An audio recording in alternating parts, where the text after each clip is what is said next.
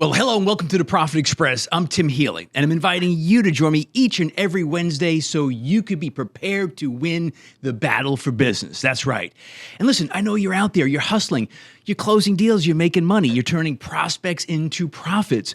So I've got to make it worth your while. That's why I have on the kind of guest that you can listen, learn, and earn from. Today's guest is no exception. So welcome aboard, and as always, thanks for spending some of your time with me today.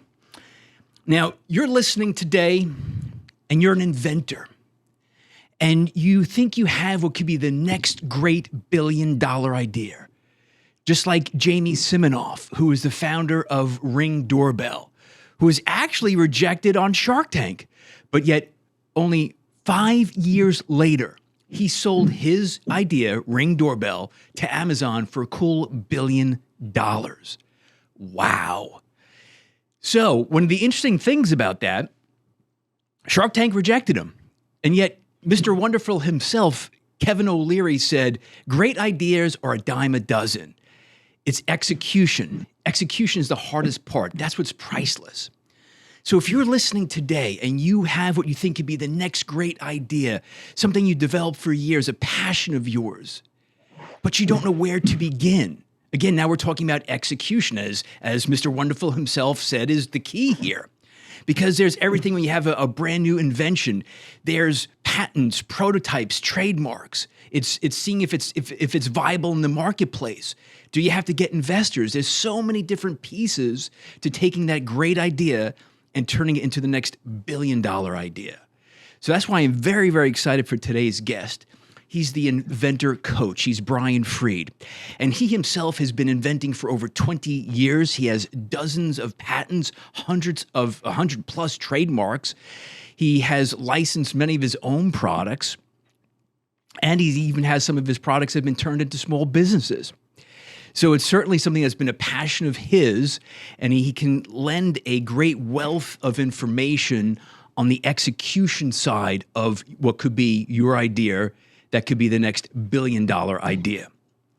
And when you are that starry-eyed inventor and you don't know what those first steps are, it can be very intimidating. It can be daunting. And I appreciate that. So that's why I'm very happy and very excited to have on today's guest, again, the Inventor Coach, Brian Freed. Brian, welcome aboard the Profit Express. How are you today? Thank you very much, Tim. Thank you for that. And for sure, it's unbelievable how people just come up with an idea. And it doesn't matter if you're a doctor, lawyer, senior citizen, unemployed student, it doesn't matter. Right. People out there are doing something at some point, or they're watching and they come up with something. And the question is, who are the ones that are going to do something about it? I like that. Brian, what a great way to start off with, because it's, Mr. Wonderful said, hey, great ideas are a dime a dozen. And and I know plenty of great ideas have gone to the grave with people because they didn't execute. They didn't take those first steps. So that's what we're here to talk about today. Now, here's my first question for you. You've been in the business 20 plus years. You have many of your own inventions, which we'll talk about in a little bit. But how do you, as an inventor coach, what do you need to see to say, hey, this could be a great idea? What do you look for? It's interesting because you try to look at things from a consumer perspective first. So when I come up with something, and I've come up with many inventions, some have made it and some haven't, and that's okay. Right. But what I do is I think about who's going to use it. So I'm making something for me because it's something that annoyed me, or I think that there's a good opportunity for it. And then I have to think about other people. Are they going to use it for the same reason that I came up with it? Is it something that's going to make me money? Is it something that I should put my time, effort, energy into?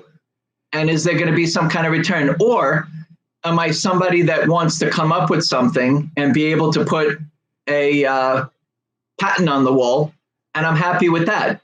So first thing is, Tim, that when somebody comes up with something, I think about who the consumer is that's going to use it. And It doesn't have to be a consumer either. It could be an app. It could be a business idea. But we're talking about product. invention right now. So when you do come up with it, people are very excited. I mean, you get this like, and it still happens to me, you get this like really funny feeling in your stomach, like, oh my gosh, I think I have the next $1 million invention. Well, you said billion. I'm okay with $1 million or $1 billion invention. And then it starts to sink in of all the things that you need to do. But many people don't know where to go, who to trust, what to do next. So that's where I come in. And what I do is I help you to figure out, is this something that is going to make you money? And what is it that I learn about you, who you are? So what do you do for a living? Because most of the time, Tim, people aren't going to school or waking up saying, I'm going to be an inventor. Right. They have some kind of profession, and then it ends up turning into like a side hustle. And maybe it makes you some residual income. Maybe you tried and it didn't work out, or it turns into your full-time job. So there's a lot of things. Yeah. So the real first filter that you're looking, as an inventor coach, your first filter is marketability. Is this something that could go to market that, solves some sort of a need, and people are willing to buy it, to pay for it? I mean, that's the first thing that you're looking for, marketability. Definitely. How many people are going to use it? So if somebody comes to me, Tim, with a golf ball, and they start off by telling me, everybody in the world is going to want my golf ball. Okay. Right. And then they step out of the golf course where everybody is playing golf, and they ask somebody else, do you play golf? Do you play golf? Not everybody plays golf. So I start to figure out what my window of opportunity is. So I've come up with inventions like I have a product called Pull Ties, and that product is a bag sealer. So it started off with like bread. But then if I just went on, and I was on QVC with it, I went on and said, this is for bread. And some people eat bread, some people don't. But if I said, this is for bread, this is for cereal bags, this is for freezer bags, what I'm doing is I keep opening up my window of opportunity. Right. At the end of the day, I say, how many people have a kitchen? So I try to figure out like how to expand that window of opportunity to be able to give people their best shot of success. But one of the things, Tim, that is really, really important. So yes, okay, will people use my invention or my idea? Sure. What's next? Is it something that you can call your own? Is it somebody else's invention? I'm not sure. So what we do is we do a simple patent search online, and not necessarily a patent search, but a product search online. So I tell people, put in a descriptive term of what your invention idea is. They put it in, click on images so you can visually see all these things that are coming up. Are there anything that looks similar? Well, that's where you have to be real with yourself and say, you know what? This looks like it's already out there. I'm done. I'll move on to my next one. Or is it enough of a difference to really be able to call your own? Or is there nothing out there really that looks similar? Well, that's great. But did you search with your eyes open, or did you close your eyes, or you went into Walmart and you walked down the aisle and your idea wasn't out there and you went, oh my gosh, I'm going to be a gazillionaire because it's not in Walmart. Right. Now, all right. So you say something important, Brian. When the inventor has the idea, they have this widget idea in their head, they woke up and they're on cloud nine, they're so super excited.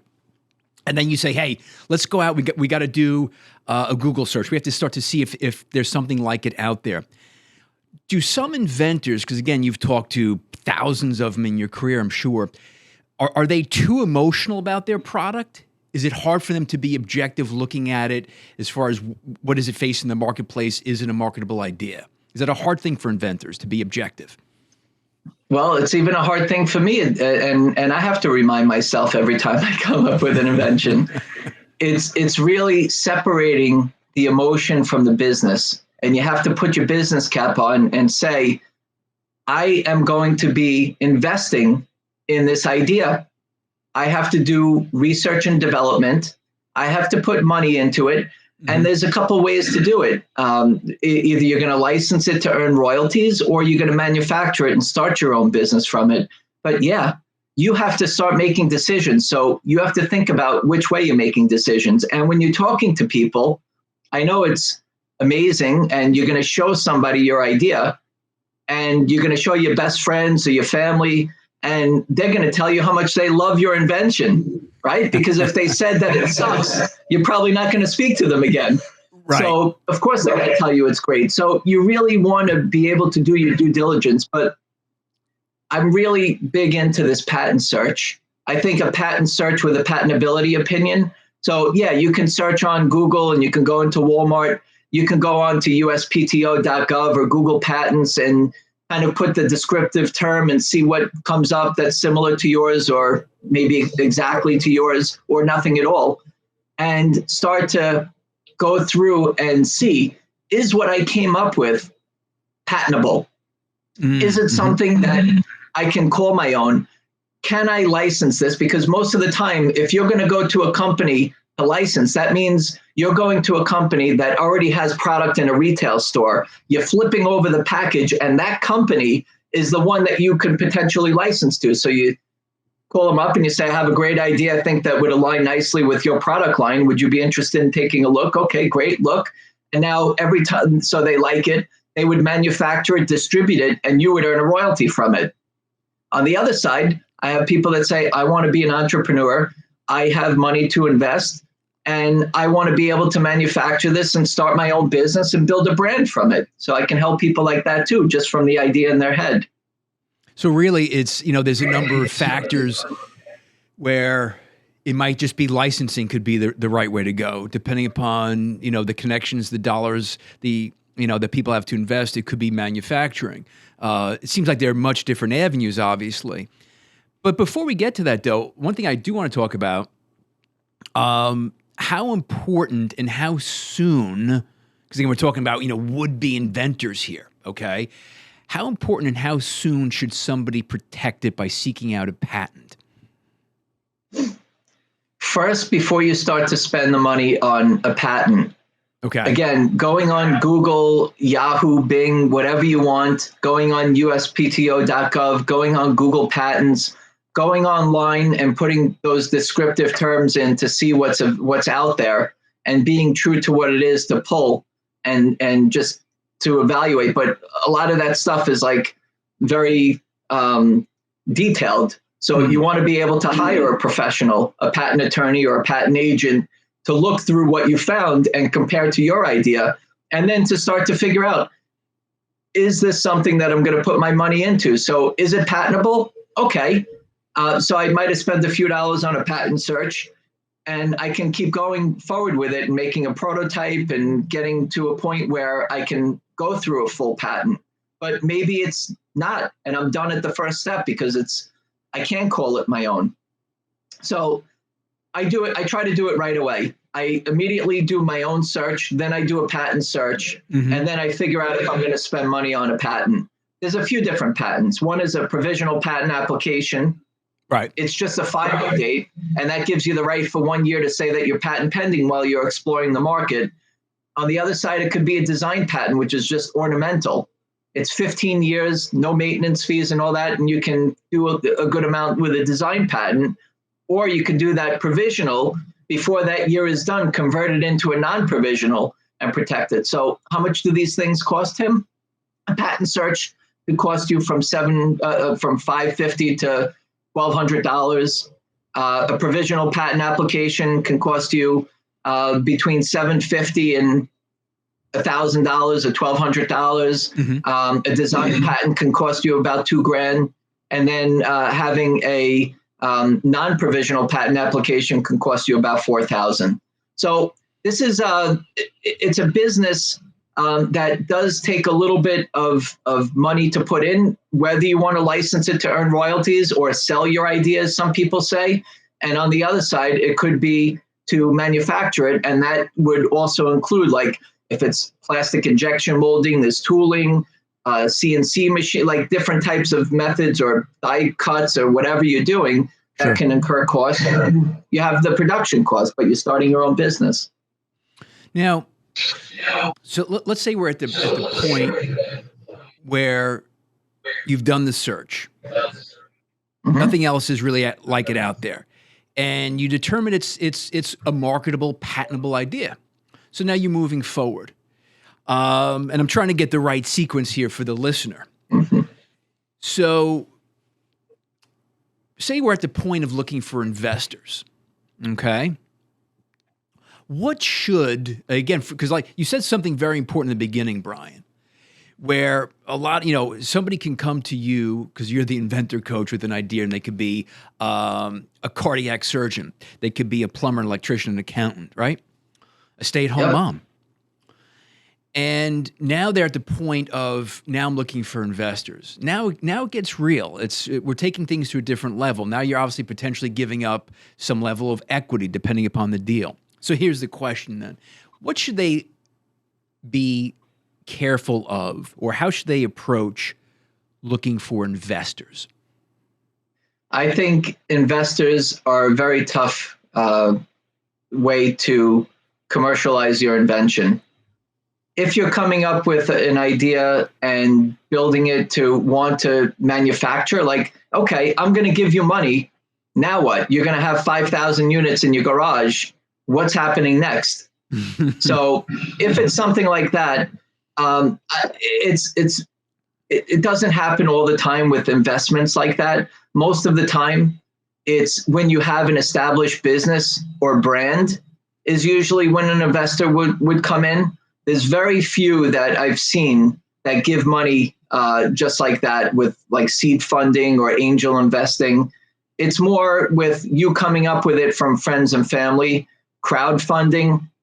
You got to ask people quite a bit to on social media to invest.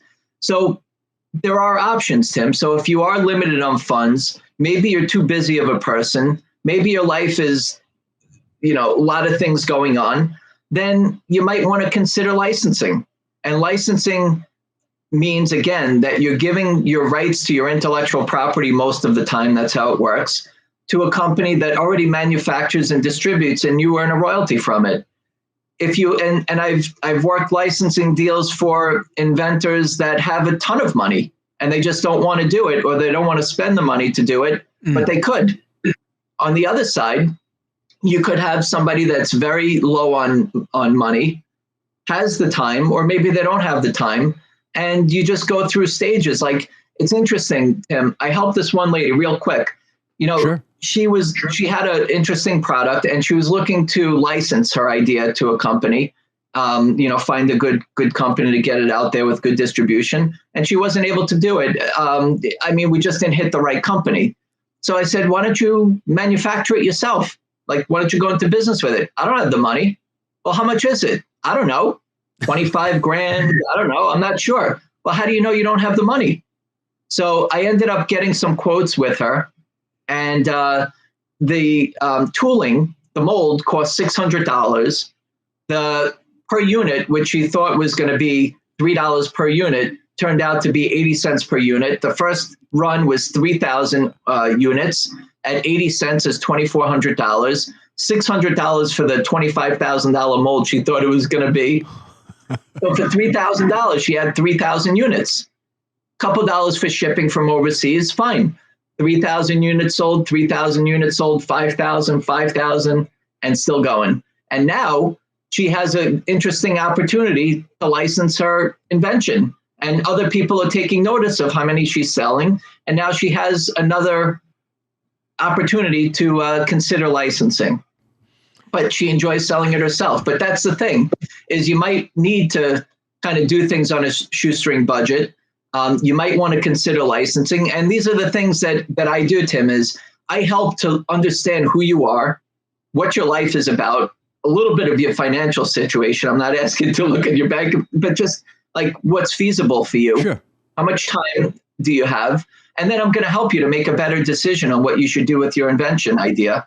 Or after we're done, I might tell you that, or not just based on how I feel or my opinion, I might show you and help you to realize that this is not the one and you should wait for the next one. And that's okay too. I'd rather that you don't go in a big circle and end up where you are right now, spending all this time, money, energy, and effort. I'd rather you see it. Ultimately, I help you to make better decisions. So it's your decision. Now, All right. So as you're describing this, Brian, and today's guest, the Inventor Coach, Brian Freed, is with us. And so if you are that up and coming budding inventor, today's show is perfect for you. So again, there's a lot of moving parts. It's a lot of these inventors are getting into a world that they're unfamiliar with. And part of the value of what you do, being an inventor coach is, there's two paths, as we've discussed. And, one of them is licensing, one of them is manufacturing. And that was a great story you shared. The inventor may just completely dismiss manufacturing and think, oh gosh, I don't have the money for that. They could be thinking, oh, it could be $500,000, $1 million. They had no clue. But it's having an objective conversation with you to kind of shed some light that, hey, you know what? It might not be as crazy as you think. And that can make all the difference. Absolutely. Yeah. It's very, very important for people to be real. And I definitely am real with people. I know I break a lot of hearts when I go over it with them and they realize that they should stop. So you said two paths, right? Licensing, manufacturing. The other one is to move on to your next idea. So it's really interesting. Like, there are some amazing people out there with ideas that there's some that stop in their tracks. They write it down. They text themselves. They email themselves. You can do a million things these days. I used to write it on the back of I'm getting old, but I used to write it on my hand, whatever. You want to capture the idea because you have something that you came up with. And if you don't capture it, poof, it's gone. Right. So, but with me, like coming up with things, most of the time, it's just things that annoy me. So if I wake up and right away, I'm going to the bathroom, I'm going to the kitchen, I'm going in the car, I'm driving around, I'm people watching, I'm at the airport, I'm whatever. There's things that are going on around me that I see that I'm doing and what other people are doing. And now I'm trained to really stop in my tracks to capture what it is. And most of the time I go on and I look and I say, oh, it's already out there or it's done. I did the same thing with my daughter, Tim, when she was growing up. Yeah. I would tell my daughter was awesome, little inventor, Alana, right?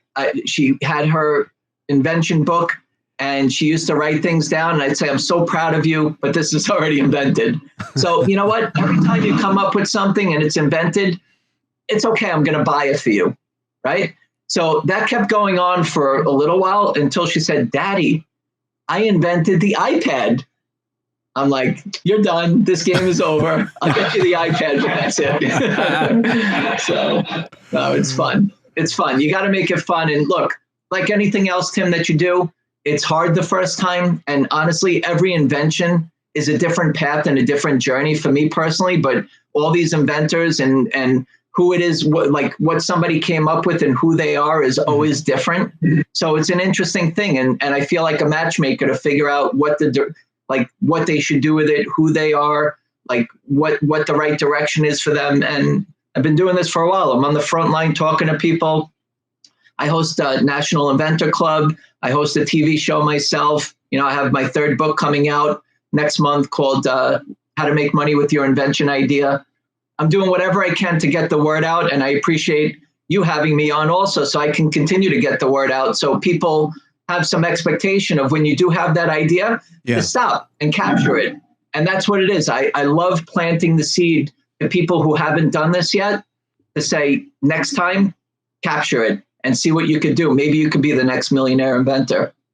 Well, you see, that's, we talk about, the business end of bringing an invention to market. And there's lots of steps which we've been discussing, obviously.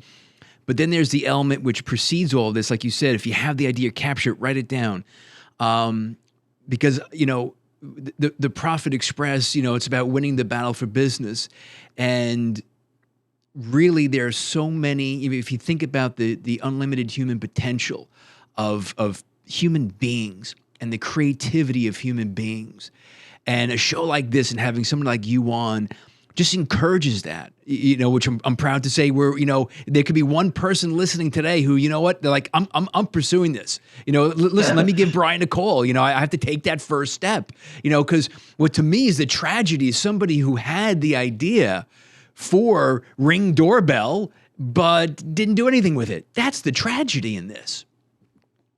So now, all right, so let's take a different step here, a different direction rather.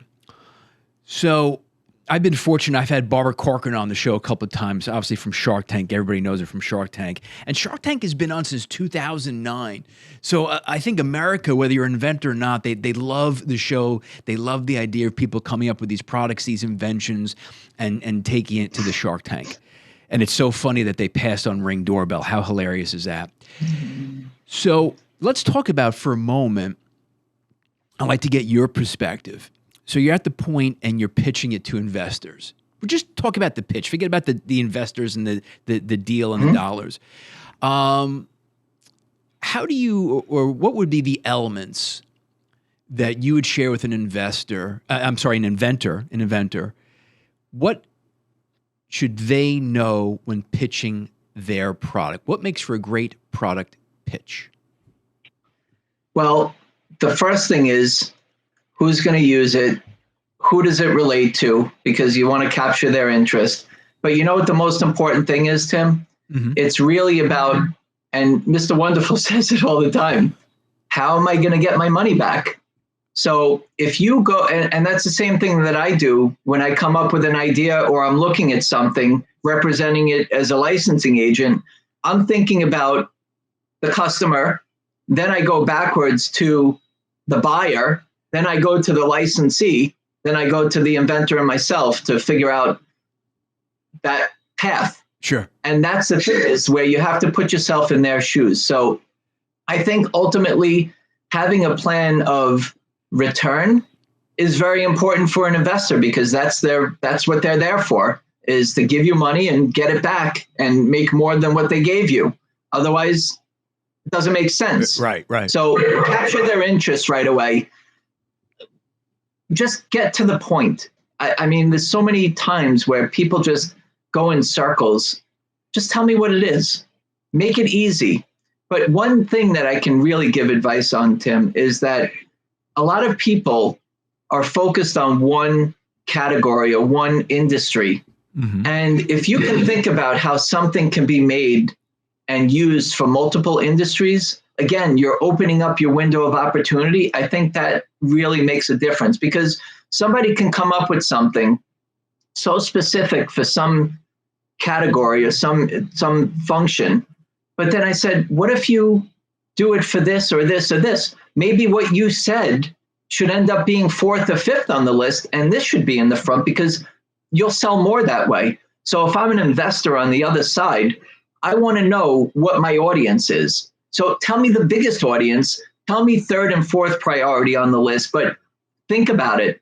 If you're coming up with something also, and it's something that has to be included in something big, mm-hmm. maybe it doesn't. Maybe I already have a shovel. Maybe I already have some device. Give me something to add on so I don't have to buy that whole thing or manufacture that whole thing, and keep it simple. That's where a lot of my ideas come up with. I haven't invented anything like earth-shattering. I've come up with simple ideas that are mass market. Like I don't have my paper towel topper, but this is one of my latest ones, Tim. During COVID, I don't like talking about all this stuff, but okay, we were all kind of locked in. Sure.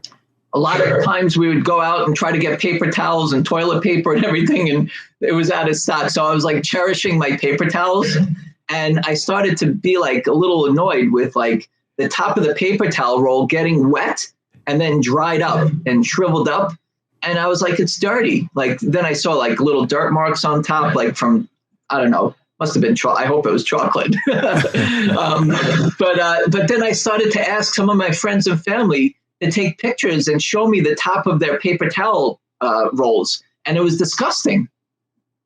Tomato sauce and dirt and everything else. So I said, you know what? I'm not the only one with this problem, obviously. So I came up with this thing called the paper towel topper. And it goes into, so you have a paper towel stand. I wish I would have brought it down. Paper towel stand. And you put this onto the top, into the inner tube of the paper towel roll, right? The cardboard. Mm-hmm. And now when your hands are wet or dirty, you put it on top. And then you pull the sheet off of the paper towel roll. That's it. So this has been cranking on Amazon, and it just was shown to Walmart a couple of weeks ago. So I'm excited that this thing is really moving along. But something simple, Tim, that You don't have to be that golf ball player or the golf player, golf ball player. You don't have to be the golf player. You don't have to be the electrician, right? Specifically for somebody who does electrical work. This is something that everybody has a kitchen, and people were buying like 2 of them, 3 of them. And I started to ask people, why are you buying so many? Well, I have paper towels in my bathroom for my guests. We don't use towels anymore. Okay. Right. Buy 2, buy 3. So that's what I'm saying. Like, think about your window of opportunity. Think about who's going to be using your product or your idea. Mm-hmm. Think about how much money somebody's going to have to invest in that you're asking them to, or you're doing it yourself. And then how are you going to make the money back? You know what, Tim? You're talking about Profit Express, right? How many times have I spoken to people, business owners or people coming up with ideas, products, and they say, Brian, this is going to cost me $3 to make, and I'm going to sell it for $5. Is that a good business decision? Or it cost me $5 each to make, and I'm going to sell it for $6 each, so I'm going to make $1 profit. So you're putting $5 in to get 1 out. Is that a good business decision? Yeah. Tell me, Tim. I'd pass. I'd pass. Tough, really tough. So now you're talking about getting investors involved also. They're going to want return on investment. You got to pay yourself too. You're not doing this like, I know it's a hobby. It could be fun, but now you're in business when you're spending money, or you're just doing it for a hobby. I'm not sure. But for me, when I'm working with somebody, I want them to make money. So I want to figure out the best way to get there. And maybe you don't have the money, so you license it. Maybe you don't have the money and you wait until you do, or you do find other ways to come up with the money and just bootstrap it and get it done. Sure. And that's what I've been doing all these years. And I'm proud to see people in business for themselves. And I'm also proud to see people kept their money in their pocket and waited for the next one. Well, you know what, to your point, and it's been a great conversation. And again, Brian, thanks for being on board today. You help the inventors look at it objectively because it's their idea, it's their baby, so they're emotional about it. But part of, being the inventor coach is helping them look at it objectively. Is it patentable? Is it marketable? And, can we make money? Can investors get their money back? So listen, it's been a great conversation, Brian. I appreciate having you on. People want to get in touch with you. What's the easiest way? How are you out there? Well, brianfried.com is the easiest way. Right. And the thing is, I have to say this, Tim, and I say it quite a bit, but a lot of people spell my first name Brain, which I guess could be appropriate for a wacky inventor like myself, but Brain, and my last name is Fried, spelled fried. So I could be brain fried if you spell it wrong. So it's Brian, F as in Frank, RIED.com, brianfried.com. And look, even if you're a wannabe inventor, newbie inventor, join National Inventor Club. I have free and paid membership on there. You can check out Got Invention show that has inspirational inventors that are selling products in the market and hear their journey of bringing their idea to reality. Others that are just trying to figure out their next way to be able to get their product out. That's gotinventionshow.com. I'm doing whatever I can to get the word out, to inspire you and to help you when you have your next big idea. I love it. Brian, thank you so much. Thanks for being on board today. Thank you. Thank you. And this is the Profit Express. And I'm reminding you to check out each and every show when they download on Wednesday, great shows like the one I just had with Brian Fried, the Inventor Coach himself. So if you are that budding inventor, if you've got that idea that you've been sitting on the sidelines with, listen to today's show. What Brian shared was phenomenal information to get you to take that first step. Who knows who is in possession of that next great billion-dollar idea? And as always, we have to thank the biggest fans of the Profit Express, those who support us and love us, our sponsors. Corbett Public Relations, supporting businesses and brands for over 30 years. So please visit them at corbettpr.com. That's CORBETTPR.com. And listen, each and every day, let's go out there and do one more thing that you need to do to continue to win the battle for business. Until next time.